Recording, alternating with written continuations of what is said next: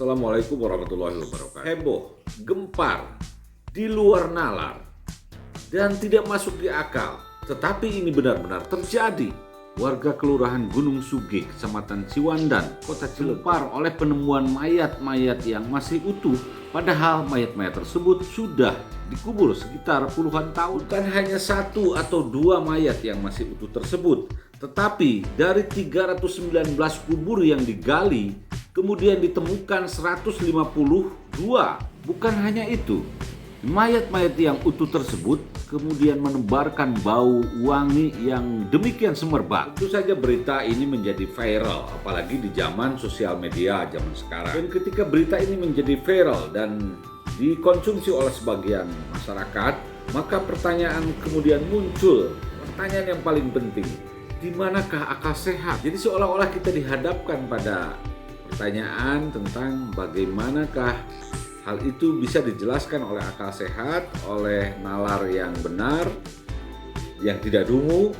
Kemudian, dan karena alam dunia dan seisinya serta kejadian-kejadian yang di dalamnya adalah ayat-ayatnya, maka apakah yang hendak diberikan sebagai pelajaran oleh Allah Subhanahu wa Ta'ala dalam konteks ini?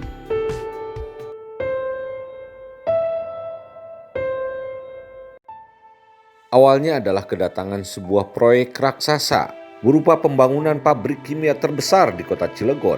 Kemudian pemilik pabrik yaitu PT Chandra Asri menghubungi warga berembuk, kemudian bersepakat untuk melepaskan kuburan yang sebetulnya sudah tidak terpakai kepada pihak Chandra Asri yang kemudian akan membangunnya menjadi sebuah pabrik kimia terbesar di kota Cilegon. Namun ketika tanggal 25 Agustus tahun 2022 dilakukan penggalian terhadap makam yang kemudian akan dipindahkan ke tempat lain, warga menemukan sesuatu keanehan yang luar biasa ajib. Dari 319 kuburan yang digali kemudian diambil jasadnya untuk dipindahkan ke tempat lain yang lebih layak, ada 152 jasad yang masih utuh. Selain itu, dari jasad-jasad yang ditemukan masih utuh tersebut menebar wangi, bau semerbak bunga melati yang seperti yang baru.